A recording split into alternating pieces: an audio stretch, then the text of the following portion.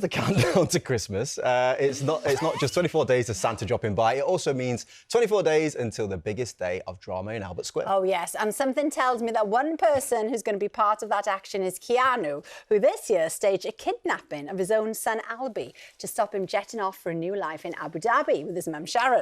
With £50,000 of ransom money now sitting in Keanu's mum's flat, he's keen to get rid of it before she raises suspicions. But before we chat to actor Danny Walters, who plays Keanu, here's how the week started to unravel. If this was a test, we passed. I reckon we got away with it. No, Mum, we're going to keep having days like today. I can't keep living like this, waiting to be found out. Why are you wetting yourself now? We're in the clear. Ain't like anyone's going to root through my stuff for the cash. So you still got the money in the flat? Where do you think it is? In my secret vault in Switzerland? Oh, this is too risky. Right, I'm going to go and get it. Oh, please welcome Danny Walters! Thank you. Well, Danny. It's going to be a big week next week. It all starts to unravel and go a bit wrong from Monday. Yeah. What can you tell us? Well, there's a lot going on. I think next week is a big week for Keanu and Sharon and his mum.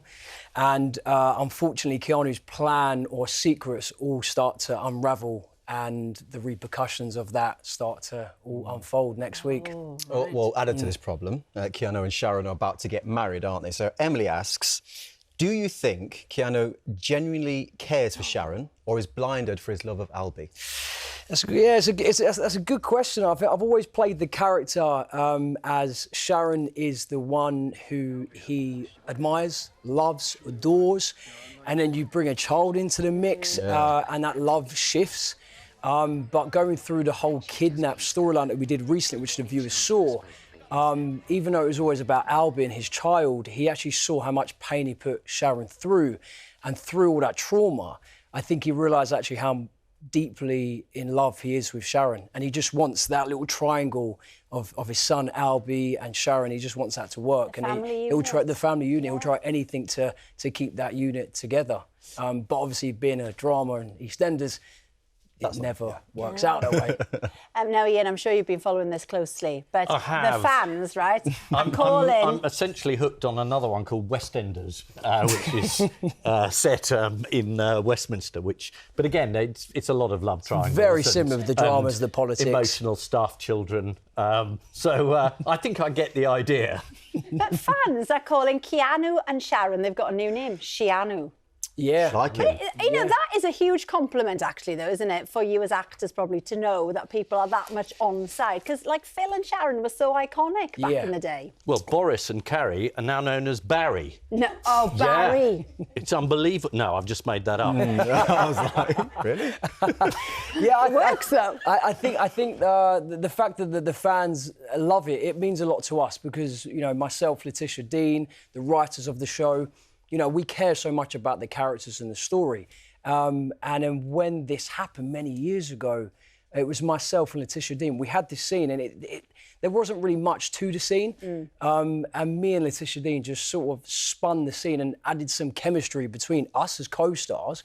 And then the writers and the producers went, whoa, there's something between these characters.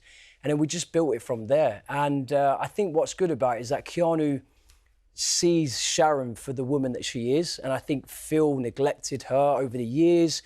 So I think she started to, you know, that's how they fell in love. After Keanu. Yeah, no, I think, you know, he's a good guy. He makes some terrible decisions, you know. He's not the only one on the square. With Phil Mitchell's wife, which is terrible. Now, Christmas Day on Albert Square does usually mean a death, let's be honest. Now, judging by these scenes that we're looking at here, it looks like there's another one on the cards. So Jack wants to know, is it you, Keanu?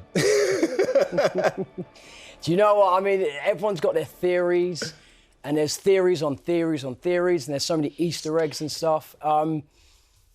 Listen, you know I can't say. Have you ever worn those cufflinks? Why is there always a death? Is that festive? Well, not like every year. Yeah. I think it's become a thing. Everyone loves it. Yeah, season of goodwill. What is it you think that makes Christmas so, like, those episodes so special to watch, though? I think it just stems back from the history of the show. I think it's something about sitting down together and I don't know. I mean, Christmas is meant to be a happy time of the year, but I think that's why Eastenders just put it 180 and yeah, but the drama's really good. And this year it's incredible. And the story's been so good. Chris Clenshaw has done a fantastic job of the show and the whole flash forward. It's had the viewers gripped, and it's had us as actors and the writers and everyone. It's had everyone gripped, and it's been such an exciting show to be a part of. Brilliant.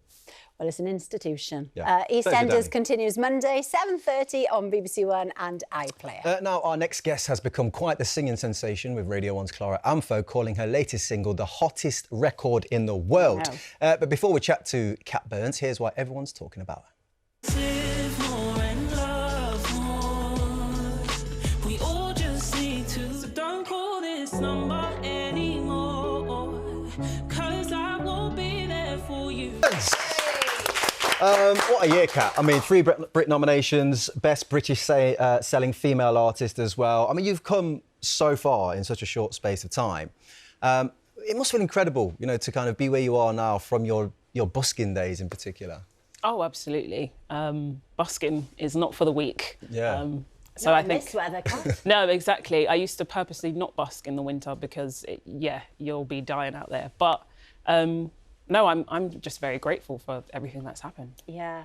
And, you know, fans relate in particular because your songs are so personal and people can connect to them. But you're quite choosy, aren't you, about what you put out, because you feel that some of the stuff that you write is just too personal, and so you keep that back sometimes. Yeah, I have quite a few songs that I will never put out because I like the beauty in creating things and it actually just being for me.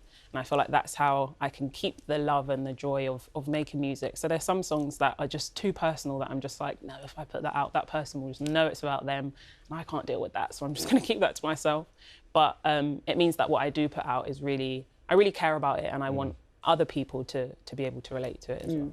So this latest single that you've released, I mean, Clara's bigged it up, called it the biggest record in the world right now.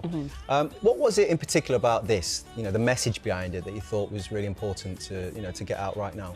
I think I just really wanted to make a song where I could kind of tell people, like, look, we all collectively don't really know what we're doing. And I think there's something specific about being in your early 20s and being in your 20s in general that we all just sort of feel a bit like, oh my gosh, I'm supposed to have had this done by this time and I should have done this by this. And wait till you're 60. I know. Every time there's a line in the song that I say, I'm almost 23, and anyone who listens to it goes, oh, just shut up. But it is a real thing when you're that age where you just feel like the years are just going and going and going, and before you know it, you're a lot older and you're just like, I haven't done what I've wanted to do, and I wanted to just make a song to be like, it's okay. You can relax. Well, Kat's new single, Know That You're Not Alone, is out now, and we're lucky because she'll be performing it for us shortly. Wait for that. It's absolutely freezing. We got a couple of messages here. Go on, Siri says, I love Danny Walters. He's my favourite. He won't leave really because I needed him alive, please.